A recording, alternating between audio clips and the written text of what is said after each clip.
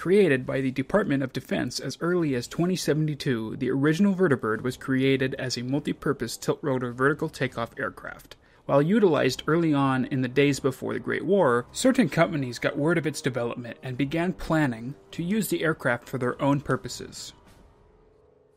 Following the success of the initial design, the military commenced work on a superior model, hoping to improve on virtually every aspect of the original. Better armor, better weapons, better speed, and cargo capacity.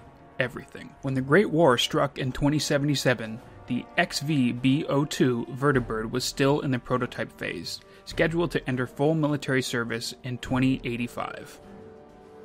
Limited trial runs were developed and pressed into service, including winterized versions during the last stages of the Battle of Anchorage.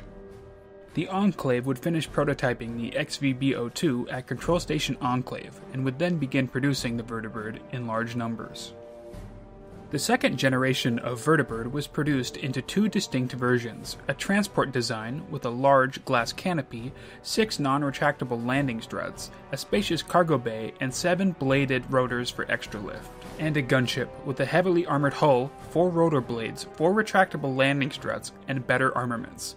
These were used extensively in field operations on the West Coast, which included trading with the Salvatores of New Reno, capturing test subjects from Arroyo and Vault 13 for the FEV Curling 13 research program, and more.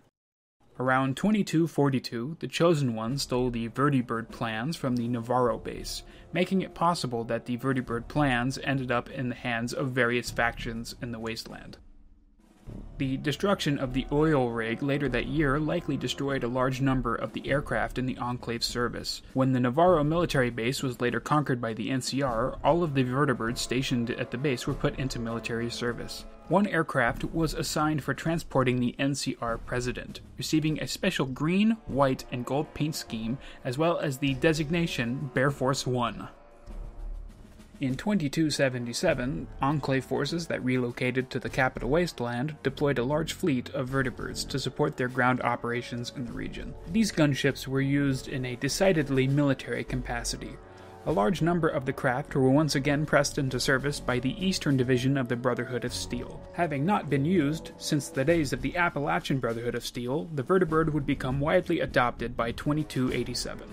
The Vertibird has a heavily armored fuselage and can be outfitted with a variety of offensive weapons and defensive countermeasures, the most common being Gatling lasers, missile racks, and a mini-nuke bay. It is unknown how a Vertibird is powered, however, dialogue with the Enclave remnants indicate that it has a combustible fuel source.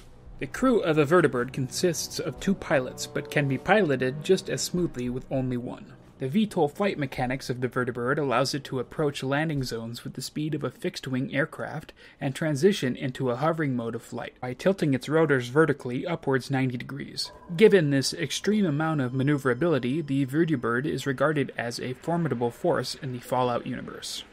While the design of the Vertibird is convenient, its dual rotor blades serve as a flight hazard. For if the aircraft were to suffer a single rotary malfunction at a substantial altitude, the Vertibird's airframe and distribution of downwash would cause the aircraft to fall on its side in a dramatic and likely fatal crash, which can be seen if the player character disables the Vertibird's rotor in Fallout 4. Vertibirds are mostly supporting craft, but they will attack in a few circumstances. They are a significant threat for a wide array of reasons, but the biggest is that they pack an enormous amount of firepower on an extremely well-armored chassis. Their weapons include nose-mounted Gatling lasers, a minigun on the left side of the Vertibird for passengers, a pair of missile launchers, and a bomb rack for mini-nukes. All of these weapons are threatening. The missile launcher deals heavy damage and can knock an opponent back. The Gatling lasers can deal a lot of damage from afar. The minigun is used to mow down large amounts of infantry. Lastly, the mini-nukes, when used in airstrikes against heavy targets and well-placed defenses, can instantly kill a hostile. Vertibirds tasked with fire support are the biggest threat, as they eliminate engaging hostile forces to back up Enclave troops on the ground. These Vertibirds often perform bombing runs and make several passes to eliminate any resistance in the area. Vertibirds on these support flights may often open fire with their missile launchers or Gatling lasers, though they do not use them as much as their mini-nukes. Vertibirds can sometimes be encountered on the ground. One instance is on the steps of the Capitol building in the Capitol Wasteland. In these cases, upon finding one of the parked vertibirds, there should be a cage containing a deathclaw inside. When engaged in combat, the Enclave officer nearest to the cage will often let the deathclaw loose. In the Commonwealth, vertibirds lack the large armament package seen in the Capitol Wasteland, and are only armed with 2 fixed, forward-firing machine guns, and a crew-operated minigun mounted on the left side. When dropping the sole survivor off in an area inhabited with hostiles, the Vertibird will sometimes support the player character by firing on the hostiles with its machine guns.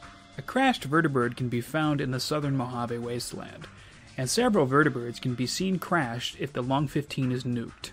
Vertibirds in Appalachia closely resemble those used in the Commonwealth.